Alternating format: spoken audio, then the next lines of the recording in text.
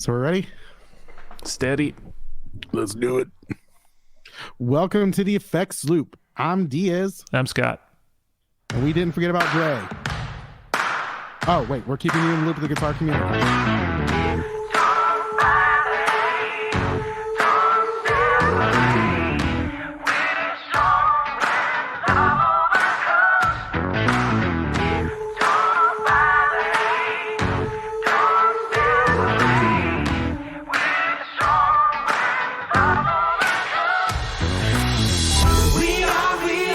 Episode is brought to you by listeners like you.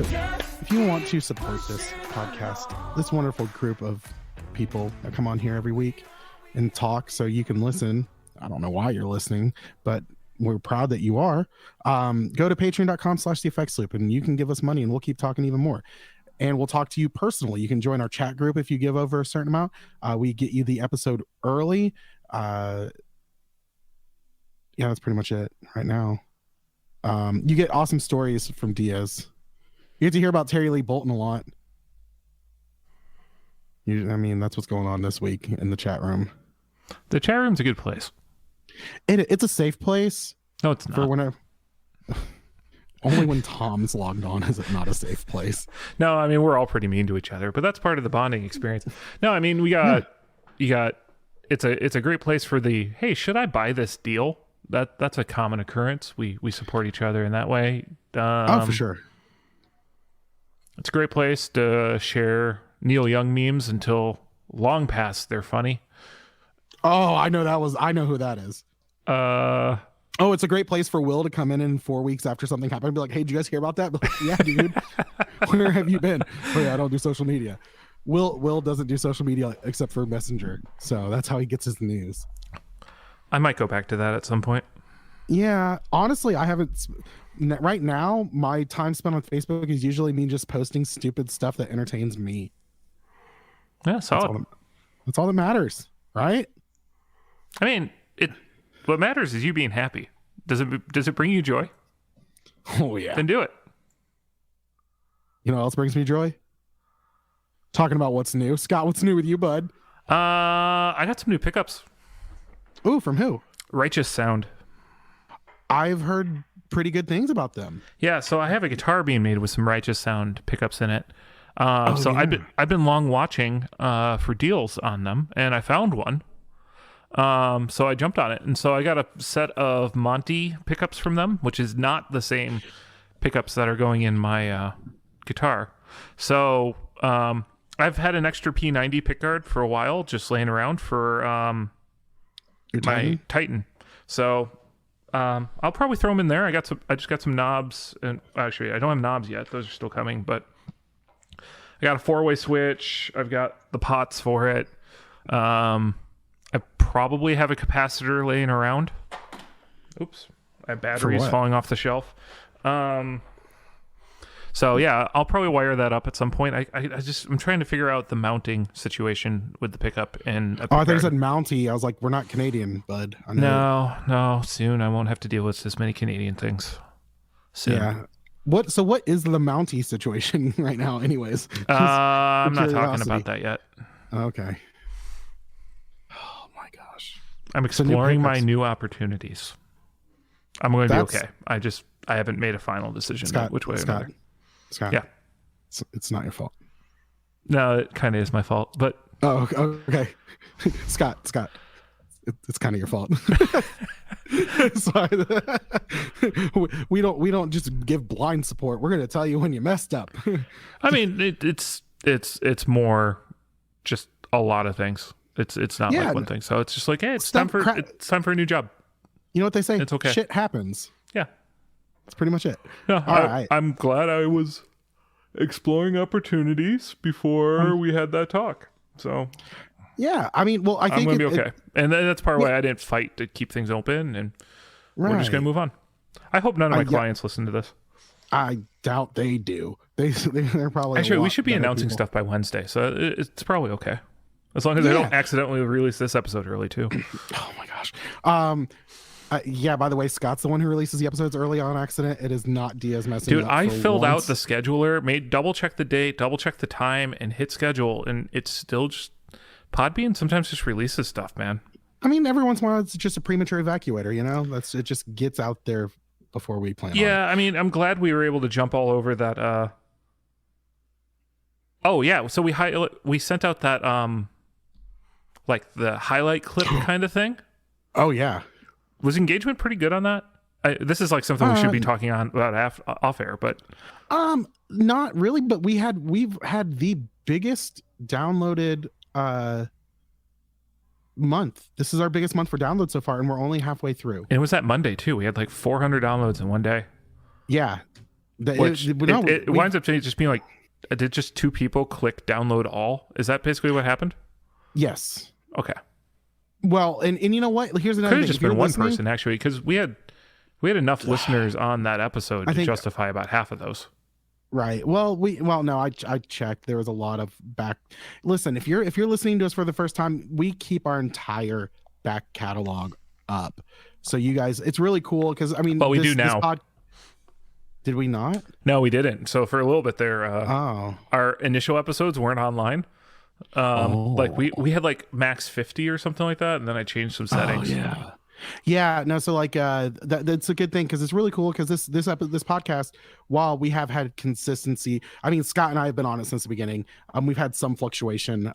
We've had some people leave, take breaks, stuff like that, and it's really cool just to see. We've kept the same format for pretty much most of the podcast. We've literally been copying and pasting the G sheet that I made 192 episodes ago.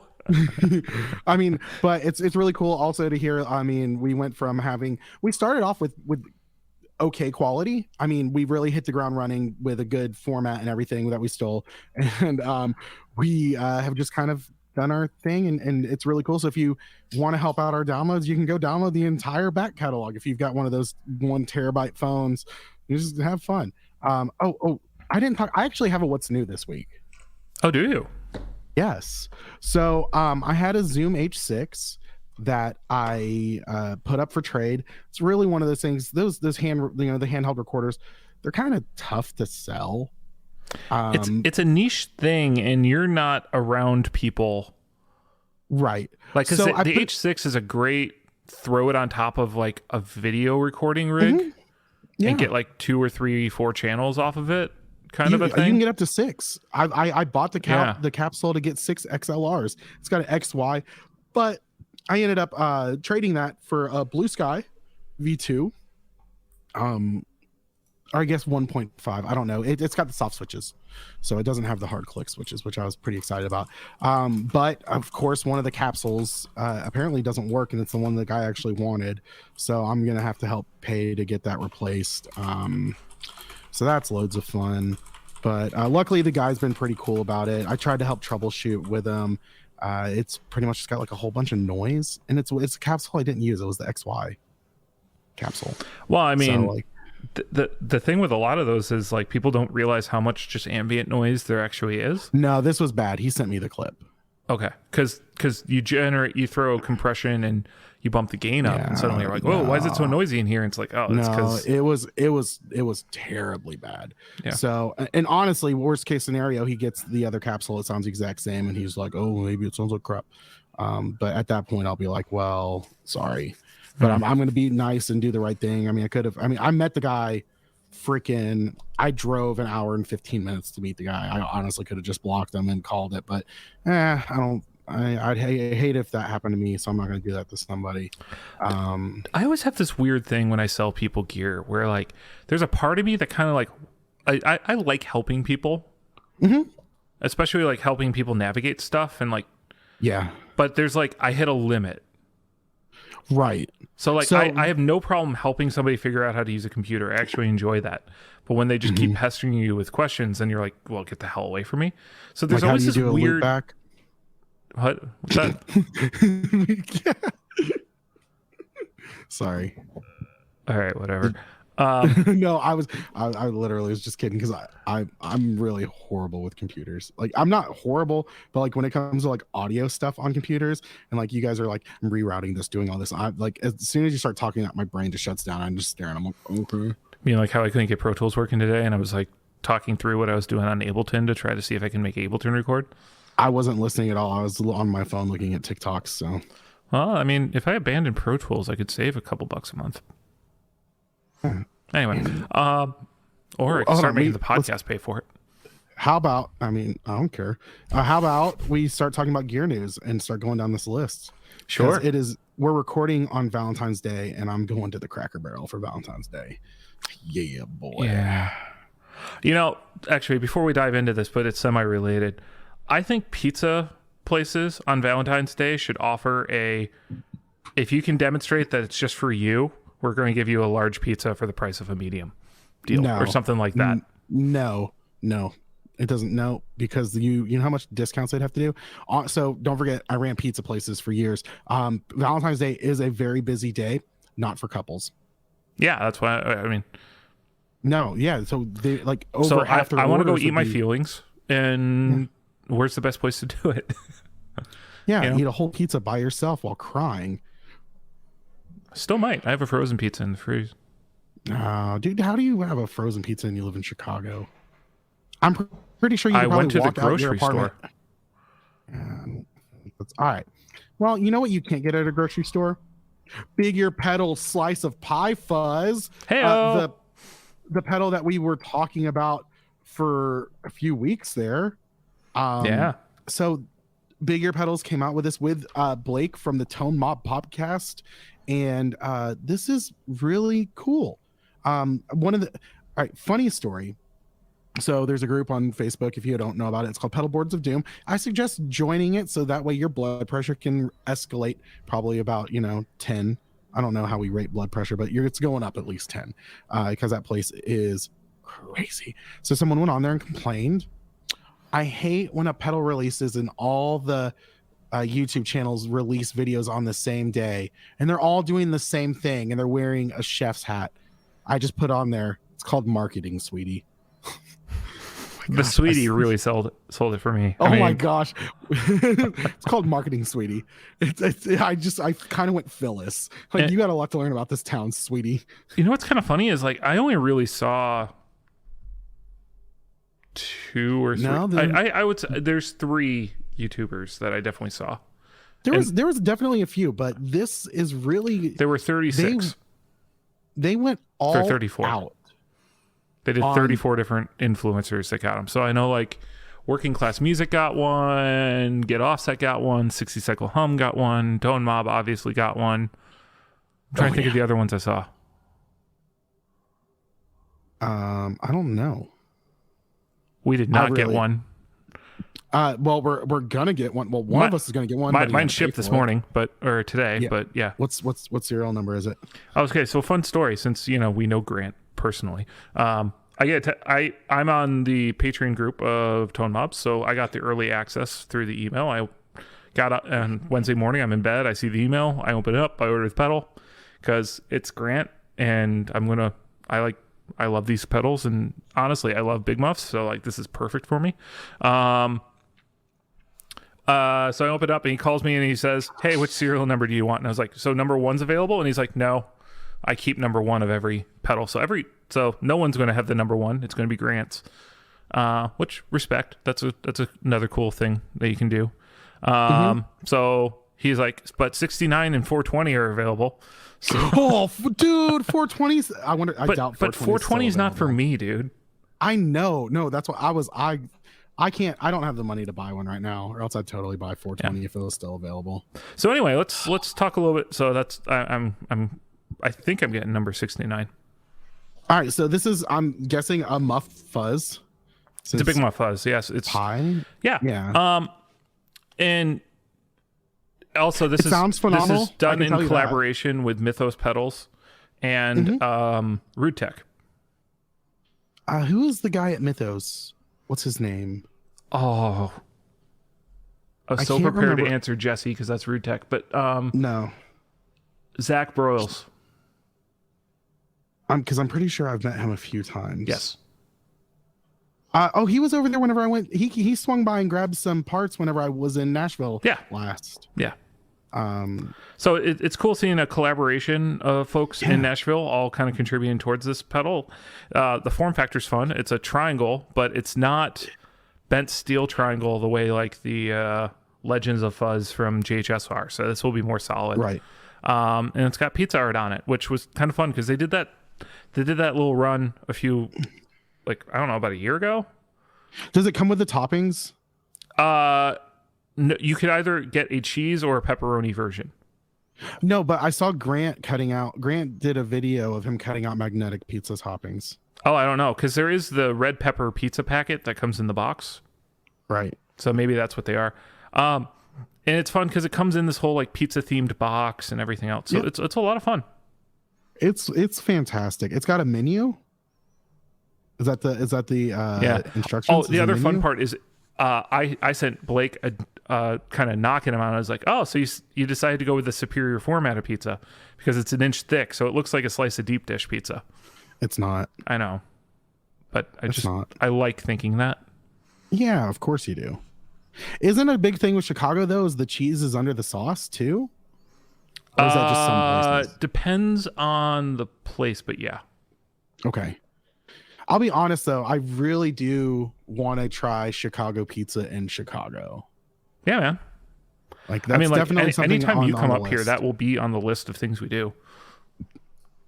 I've actually I've been thinking about this. I one of the things I want to do when I settle into the new job is I'm going to finally buy a new couch, and I was thinking about buying a sleeper sofa instead. So yeah, when the time comes, that would, I have the air mattress, so you could always come crash here. But yeah, you're just not allowed to stay for like 3 weeks.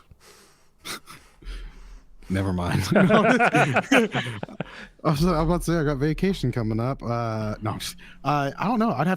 Honestly, Chicago trip would be pretty cool. I'd like to go to CME and like I don't know what all that's a hop and a skip away from my house. So yeah, I don't know. I would like to check out Chicago at some point. I've never been that way. So what you should do is you should check it. You should see when there's a band that you like is playing. Yeah. So like that gives you like the big reason why. And then we'll build some stuff around that on a weekend. Oh, all right. We'll go get pizza. Yeah, we're planning a fun time. I don't think Chicago hot dogs are that important to talk about, but I probably want a Chicago hot dog just like to have you know what I mean? Yeah, I'll take you to a place that does them, but I'll also tell you no. What Chicagoans actually eat are these ground beef sandwiches. Not ground beef, like they're like a cheesesteak, but they're not a cheesesteak. Like chip beef? It's round. It's sliced round, and it's cooked in a gravy, and then you pour the gravy over the bun. Oh, that sounds good. We just call them Italian beefs. So. Oh. I mean, is it kind of like a? It's like a French dip, but it's not a French dip either. That's what I was about to say, like a French dip, but with gravy instead of au jus. Well, au jus is gravy. Okay, but when I think gravy, I think like you're thinking like Thanksgiving gravy, aren't you? Yeah, like a thick gravy. No, this is like a juicy gravy. Okay, so close to au jus. Yeah. So like a French dip, just you don't dip, it's smothered. Well, so you can get them dipped. Okay. Or you can get them. Yeah, there's different ways you can get them. Anyway, we're really hungry diving into if you're hungry and listening to this podcast, I'm really sorry because I'm hungry right now, and that's why we're stuck on food. Oh, dude, actually, so I've got this new place by me called Fat Shack, and I think it's a chain. I will send you this menu. Please do. All right, I'll look at it after the podcast because we got to move on. So the slice of pie, I'm sure they have some, and I know that they're even talking about possibly making it. Either doing another run or hopefully making it more consistent. $1.99, right? Yeah. Plus tax and shipping. Yeah, I mean they're building them to suit. So I mean, if you want one, jump on the order train now before they discontinue. But yeah, it's not like there's only 200 and you can't get more. Right. So it didn't sell out. It's still going. Well, speaking of still going, Old Blood Noise Endeavors upgrades the XSV2 distorting modulator with more controls and a smaller enclosure. All right, so we do love some Old Blood. So this is a distortion chorus, and what else is in there? Distortion pedal with chorus and modulation. I mean, this going down to a single size enclosure is a big deal. Yes. This used to be a big pedal. Mm-hmm. And you know what? I always love Old Blood the designs on them. The art on their pedals are just unlike any other. Well, You look at an Old Blood pedal and you know it's an Old Blood pedal. Yeah, and I mean, I'm a fan of Old Blood. I have multiple. Do I have multiple? I still have the Reverb. What's the one I want? I don't know, man. There's a bunch you want. You want the Dweller, right? The phaser. The phaser with the delay in it? Yes. Yeah, it's the Dweller. Yeah. I keep thinking about buying one and I don't. I also want the Alpha Haunt with the sliders. Yes, that's on my list. I also want to grab a Minim and I want to compare it to my Reverb because it's kind of like the updated version. But that is one of my favorite pedals because it does something really kind of unique. The reverse reverb. Yeah, and they've got just amazing. They do so much. Flat light. That's the one I'm thinking of. Flatlight. That's the flanger, right? Yeah, that's a real fun pedal. Yeah, so this is a distorting modulator. It is $209. It's 100. I mean, it's really great. Old Blood pedals are one of those things that you play them and they inspire you because they are they're taking multiple things a lot of the time, not every time, but they're taking multiple things, shoving them in a box and making cool noises, and you play it and you're like, oh, and then you start like making up riffs or you start coming up with something, and you're just changing a sound that it's close to what you're used to, but it's just different and it stands out. Yeah. So shout out to Old Blood and that's the thing too, they've always done their own thing. It seems like they've always put out something that is cool and just different. They don't follow the good old 1 + 1 = 2. No, I mean, everything they do, I always explain them as they have very usable effects that get into the weird and out there, but at a level that you're still okay with it. Yeah.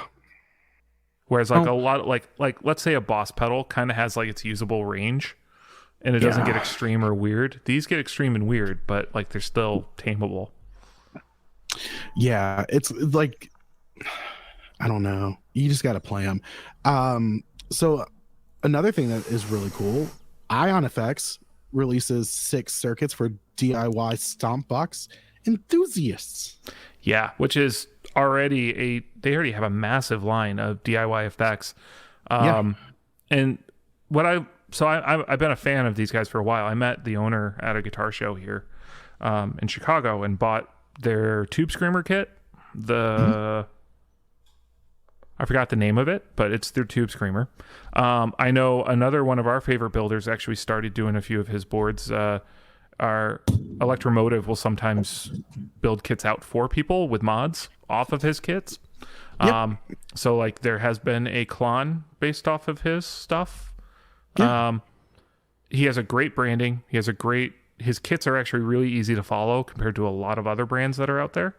And they're pretty affordable and they let you kind of pick your range of how deep do I want to go. So he'll sell you the whole kit with all the parts, or he'll say, here's the board, go find the parts. Yep. And there's kind of everything in between. So the kits are available now from $12 for the PCB and $74 for all inclusive enclosure plus components. So, I mean, $74 is, and number one, these cases, I'm guessing it comes with the case as well. Is that what I said? Yeah. Enclosure, the enclosures, they look great. They're very clean. They're very, they're just classy looking. There's nothing crazy. Just, this is, I mean, $74. If I knew how to solder well, I would definitely do this. I think you know how to solder well enough to actually do it. Well, I need to get a new soldering iron. I think I lost mine. I lost mine in the divorce. So, yeah. So what circuits are there? There's an arbiter fuzz. There's a tone bender. Which, if you were to build a kit for the first time, those would be the first two to do. They're really simple circuits. Yep. So let's see. Are there some ZVEX copies clones in here too? I'm not sure. So this is a Sola Sound Tone Bender Mark II Professional. You've got the Tone Bender Mark III. You've got 60s Fuzz Face. You've got Germanium Boost. And there's ZVEX. Let's see, monoclassics. So you've got the Flare Fuzz Machine is in the style of the Fuzz Factory, a germanium silicon hybrid. And then the Penumbra Bass Fuzz replicates the low-end silicone fuzz of the Woolly Mammoth and Mastertron units. There we go. And then you've got that was it. That was all of them. So you've got a lot of cool stuff. Oh man, I would want to get one of these. I think that would be. You think the podcast could buy one and make and watch me try to build this and then laugh? I mean, if you actually recorded it, that's reasonable content. I could. We would have to. We could put that as part of the Chicago trip. Is you trying to tell me how to put together a fuzz? I feel like I'd be like the person, the picture that the stock photo that goes around of the woman holding the soldering iron wrong. I feel like that's what. Isn't that Sean Wright? Oh, he likes to share it a lot. Yeah. I mean, it's not him. Oh, it's not him holding it? No. Oh, all right. Oh, the other one. There's a photo that he always shares where it's a man's hand just holding it. It's not the stock photo of like. Yeah, I've seen that one. Yeah, I know which one you're referring to. Yeah, I think he replicated the stock photo and was being funny with it. Yeah, but yeah, Aeon's pretty cool too. So if you haven't heard about these guys and you're looking to try something, I wholeheartedly endorse them. And they have 22 different kits on their website. They got a flanger. I need a flanger. I feel like that'd be a lot of work. not seeing it. Yeah. But we didn't even talk about what. Oh no, I did say I got the Blue Sky. Okay, sorry. I thought we talked a lot about that. You trading that thing, so I know, but we didn't. I couldn't remember actually say what I got. Yeah. All right, never mind. Distraction. All right. So you're almost getting the trifecta together with the lower line. Yeah, kind of. So I've got on my board now. I've got the Flint, the Blue Sky, and the Volante. So. Is the Volante and the all those other pedals, are they the same size, like depth?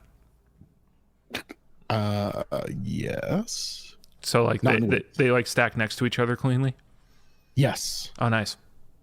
But I can't do that. I don't like that. My feet are too fat and I'll hit two switches at the same time. I'm not coordinated enough. Yeah, you need the right shoes. Yeah. I prefer not wearing shoes and I just tap with my big toe. Ah, see, there you go. I got monkey feet. I think actually you have the opposite. What are you talking about? Monkeys can grab stuff with their toes and things. Yeah. Yeah. You're saying your foot's too big to do stuff. You're not. Well, with shoes, I said I'd rather be barefoot and I could use my big toe. Gotcha. I can twist knobs with my toes and all that. Well, why don't you go all 2010 and get those toe shoes? Remember those things? Yeah. I own a pair of them. You still own a pair of them? I mean, I haven't thrown them away since I bought them. Do you wear? I went running in them a few times back when I went running a lot, and it helped me rehab my ankle. Yeah. Because it got me to stop running on my heels. Okay. All right. Let's get moving on. Dark Electronics unveils the smartphone controllable Exponent 500. Its most advanced bass amp yet. Okay. This thing is tiny. Is it? I can't see. It looks like a Mac Mini. Oh my gosh, really? It's $1,000. Let's start there. I believe it's 500 solid state watts. I would assume so. It's only $1,000. That's nice. Controlled with a smartphone, has 22 available effects, onboard presets to recall them.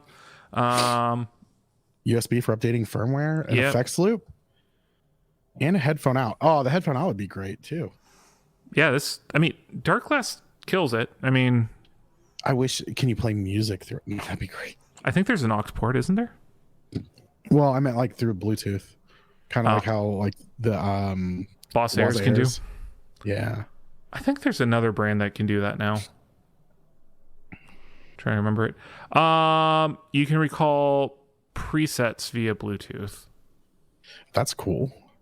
XLR outs, MIDI, headphone Could out. you set up a Bluetooth foot switch like the Walter Airs? Oh, I don't know. It's Bluetooth MIDI. I'm assuming I don't know. But as far as simple, I mean, this will fit in your bag. Yeah. So how heavy if it you're is. probably not that bad. Well, I mean, yeah, no, but I feel like it looks like one of those things that's going to be small, but it's going to be sturdy. It's got that vibe. It's got an active vent on it. It is 1.65 kilograms, so it's between 3 and 4 pounds. That's not bad. You know what this reminds me of? Like a better version of what was that? The little crate. Kylo, shut up. No one's there. The crate head that was like that. You threw it in the bag. I don't remember that. The power block. The crate. Oh yeah, I remember. Quilter made something like that too, didn't they? Oh yeah. Yeah, Quilter's always done like kind of portable, because that was like one of their big things too, was they're very small. They weren't huge heads. Okay, you want to know another really cool thing about this? So What's all that? those knobs, if you look at them, they're just labeled A, B, C, D, and E. You can change what they are. Yeah. That's pretty cool. So they can start out as an EQ, but you can just lock them in as an EQ. You can lock in your EQ and change it in the app. So like that could be like your like delay time or whatever. Yeah. This thing's cool. I wish guitar stuff had more stuff like this. Yeah, but then they'd be like, it's not tubes. I mean, so Darkless and Neural are like the same parent company. So I'm already using something kind of like that, but like, I wonder when they're going to do a quad cortex like head. well, if this could just send a clean audio, this actually would be a nice pairing. It's not stereo, but anyway, something like that. Yeah. I think there's going to be a quad cortex rack before there's a quad cortex head, by the way. Yeah. But I wish I wish Kemper would come out with a stomp size. yeah, we all do. Yeah. Do you think that Kemper will be able? Do you think Kemper's going to come after the quad cortex? So the Kemper's like 10 years old at this point, but they're still developing on it. Right. So like they added Wi-Fi controls to it, I don't know, a couple months ago. They're still they revamped the drives, and they have such a like, here's the thing, Kemper is a mature platform that has tons and tons of profiles at this point that all sound really good. Right. Whereas that, like, everyone, the whole marketplace for the quad cortex is still very, very, very new. And they're just, the players aren't very established yet. Not to say like, I mean, like Embrit and Tone Junkies and all those guys are just, they're waiting to so that they can monetize their stuff. In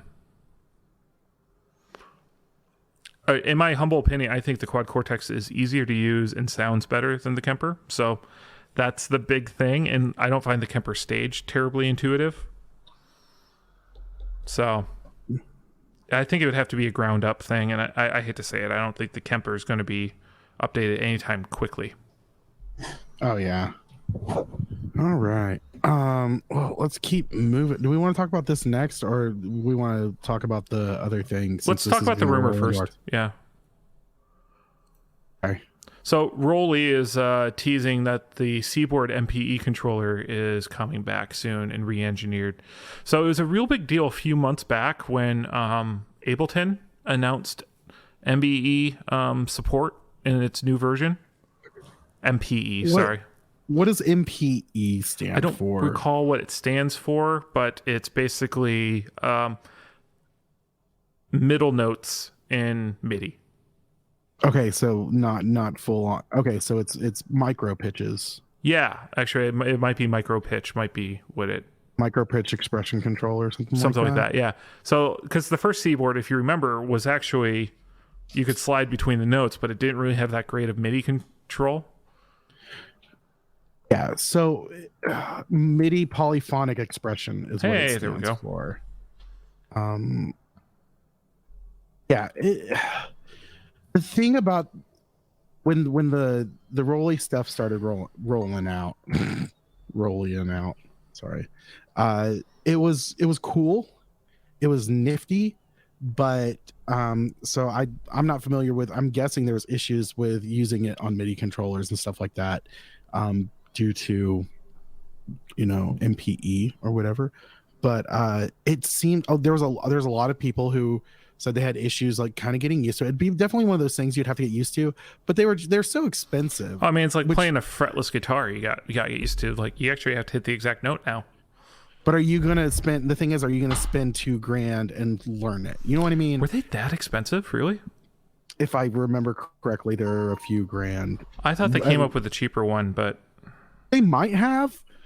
I haven't followed the company that well to give you an informed analysis on that, but they always seem like they're kind of expensive for I'm not saying that they were overpriced. I'm just saying for a new technology that people are going to have to learn and get used to, it definitely was expensive. I don't know, it's just one of those things that seem more kind of gimmicky than it was more practical.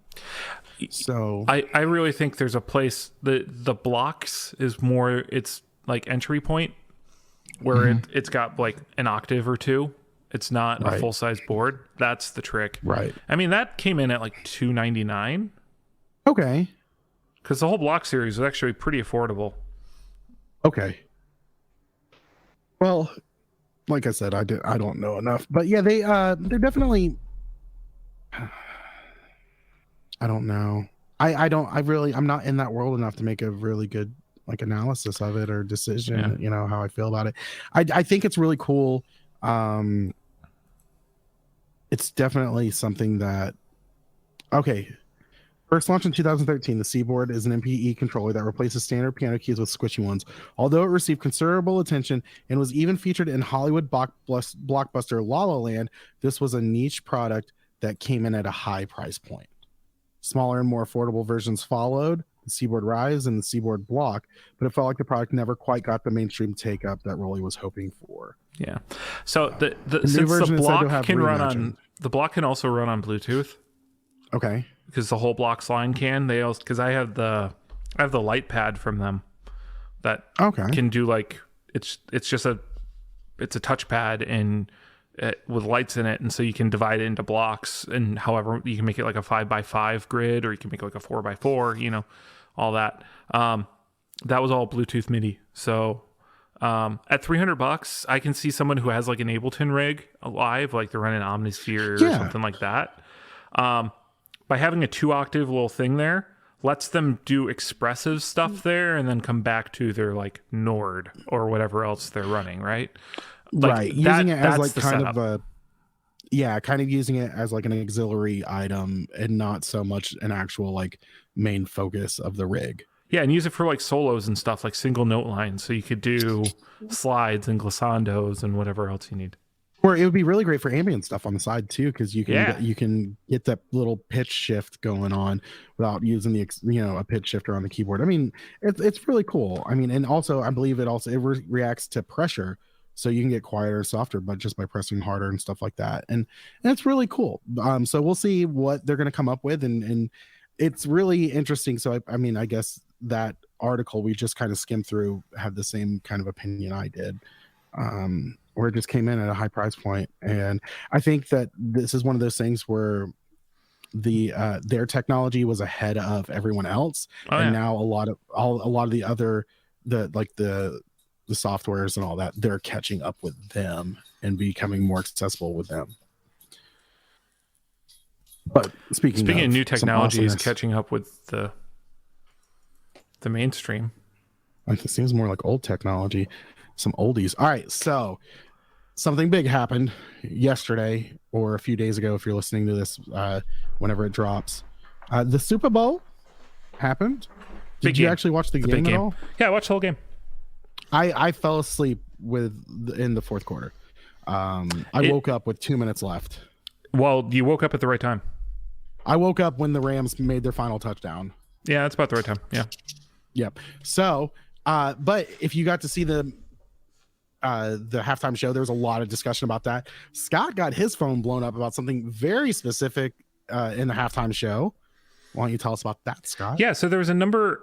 So one of the first things to really kind of I found interesting was this is a performance of the 90s and 2000s artists in hip hop and rap, and they had a live band. I think that's significant in its own right. Was the band live, or did they have a live-ish live performers? They had live performers, but they were plugged in. I don't think we were hearing them though. And they did some remix. I wouldn't be surprised if they were lip syncing that, but I bet you they recorded that earlier. I believe, yeah. I'm pretty sure that they did like most everyone. I think the only artist that kind of got away with it was Prince because he's Prince. But all the instruments were pre-recorded. Vocals were live, I believe so. Or they definitely had some help. Well, I remember, but Red Hot Chili Peppers definitely lip synced when they were there, like a few years ago. I believe the common thing is instruments are pre-recorded, vocals are live. And there's probably a backing track already for the vocals. There's probably a heavy backing track ready to go just in case, because it is it's the game, and this is probably one of the every year the most watched concerts or live performances. They deploy a stage in 2 minutes. Yes, you can't sound check. You can't do all those kind of things. Right. I've met and chatted with the company that does the sound system for that every year. They literally just roll out a sound system on carts. It's pretty crazy what they do and how they have to deploy it. And they, there's no time to screw around, But anyway, so there's a live band, and throughout it, there's a guitar player who had a few unique guitars, but one particularly caught a lot of attention during Eminem's performance because this dude showed up with a chromed out Prs Silver Sky. It was a Silver Sky. The Silver Sky. So it had a chrome guard, chrome paint. And apparently PRS made it specially just for him. I imagine this performance. Yeah, that was here's the thing. So this whole halftime show, while they have other artists, was focused on Dr. Dre. He was the main artist, and then he had all these other people who have worked with him in the past, or are from like that era, except for Kendrick Lamar. That's the weird one that just kind of came out of nowhere. I felt like they had to keep, is he not on Dre's label? He might be, I don't know, but I'm just talking about like, all right, so here's the artists that were on. We had Dr. Dre, Mary J. Blige, Snoop Dogg, Eminem, 50 Cent, which people weren't really expecting, and Kendrick Lamar. So the whole thing is all of these are artists that Dr. Dre's had a hand in making, helping, or producing. And I feel like Kendrick Lamar was just thrown in there to kind of keep it relevant to people who are younger than us. Granted, but the whole thing is Eminem has been relevant. So that helps. I mean, Snoop Dogg's still relevant. Look at all the stuff he's done, not just as a rapper, but as an entertainer of, all around. And then Dr. Dre has been like, his hand has been on so much stuff. Well, and he's LA music. Right. He is West Coast rap. I mean, that is right. So that was also significant. I made a bet with a friend that I was watching the game with. I was like, how much you want to bet Snoop comes out in a Raiders jersey and gets in trouble? Because that was LA Raiders era, was back when they were coming up. So was that when they were LA? Yep. Okay. Well, yeah, but they weren't from LA. They were from like Oakland area, weren't they? Who? They're from Compton, which is East LA. Is it East LA? I don't know. We're not 60 Cycle Hum. This isn't a California podcast. Fine. But yeah, I will say this. I love this halftime show. I thought it was really well done. I loved how they just kind of like brought out the houses as the staging. I thought that was really cool. The what? Have you not watched this performance? I did. No, I thought you said houses. Houses. Like, what? Like it's houses. These little houses. I want to pull up the instant replay and see if you. Sorry. I mean, your internet's been going in and out, so I might have. Oh yeah, that's what it is. What's the time stamp right now so I can listen to this later? I'm in measure mode, so I can't tell you. All right, what measure are we on? I'll be counting this stuff out. All right. He said measure 576. 1, 2, 3, 4, 2, 2. All right. So anyway, I will just say, chrome guitars have some history when you think back to like Joe Satriani trying to get that going. Joe what?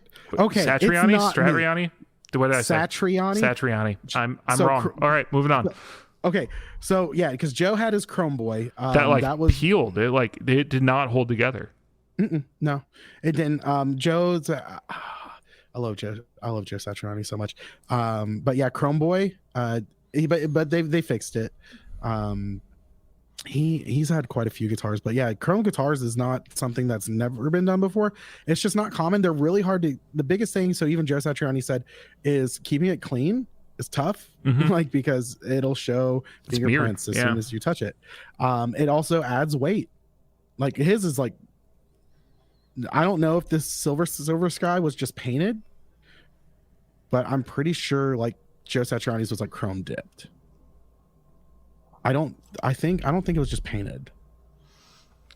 I don't know, but given that PRS was so quick to like share it on Instagram, like the minute the halftime show was over, it was online. Well, I'm pretty sure they were kind of expecting it. I mean, it's a PR push for them. Absolutely. I'm pretty sure this has to be one of the, if not the most watched halftime show live. Maybe. So an interesting thing is I don't think anyone really got paid. No one ever gets paid for the halftime show. Yeah. You have to pay to get in the halftime show. Really? Yes. Yeah, no, that's a known fact. Oh. No one gets paid to do it. Every artist who's ever done it, I mean, well, their label probably pays it, but yeah, you got to pay to play there. Which is why it's always kind of established acts. Yeah, it's always big name acts and that's the thing. This right here, I know at one point they had a tour that had a lot of these artists on it, but you're probably going to see a tour soon.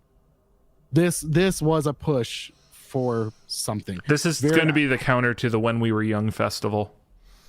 Oh, When We Were Gangstas. Dude, Still got love for the streets. That's what it's going to be called.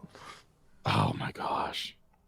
Just it was a great show. I think it's probably my favorite halftime. We if you want to, you can go check, and we actually we went through the whole list of halftime shows, didn't we?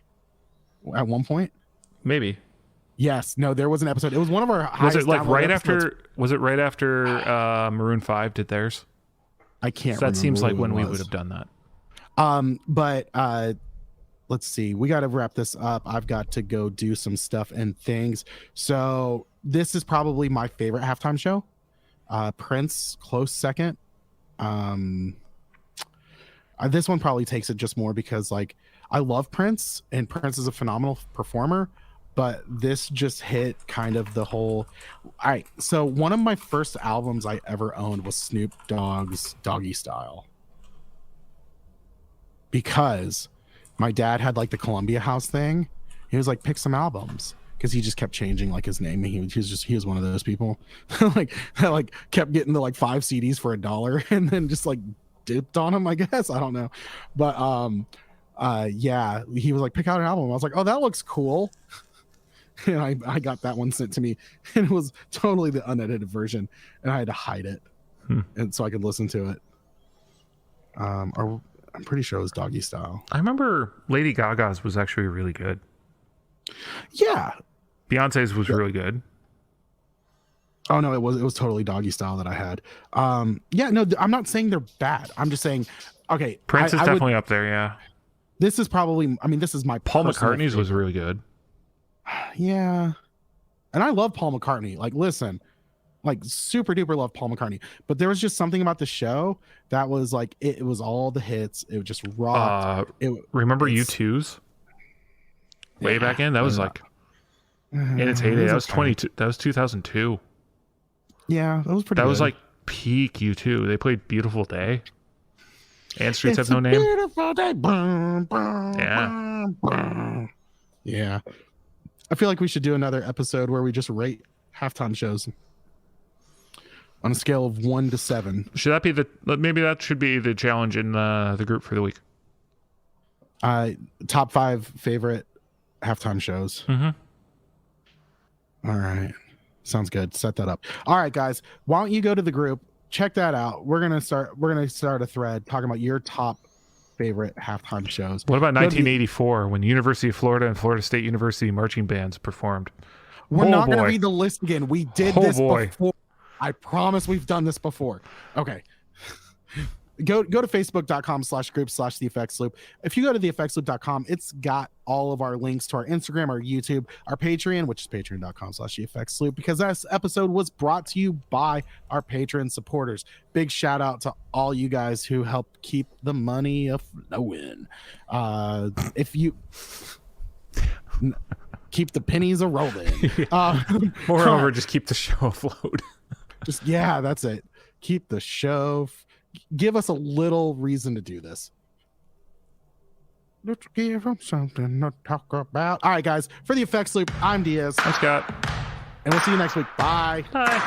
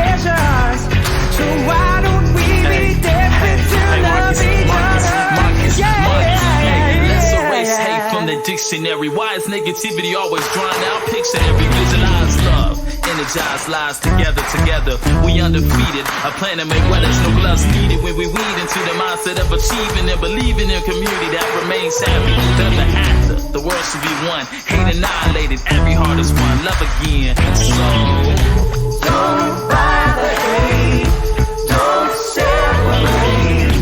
We're strong when love overcomes.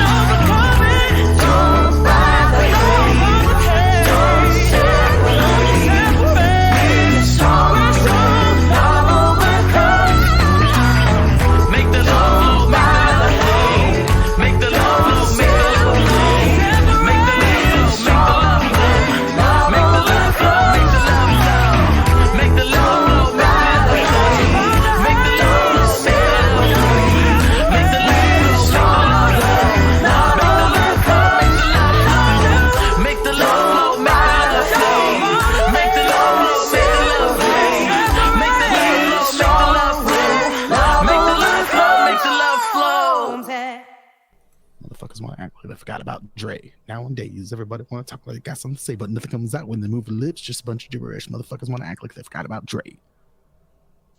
Yeah, that's our exit song. Ooh. I wonder if we'll get YouTube for that. They'll be like, oh, damn, that was way too good. They'll be like, we got to take it down. Probably not. No, definitely not. All right, well, I'm going to Cracker Barrel. Have fun. All right, man. I'll talk to you later. Yeah. See you.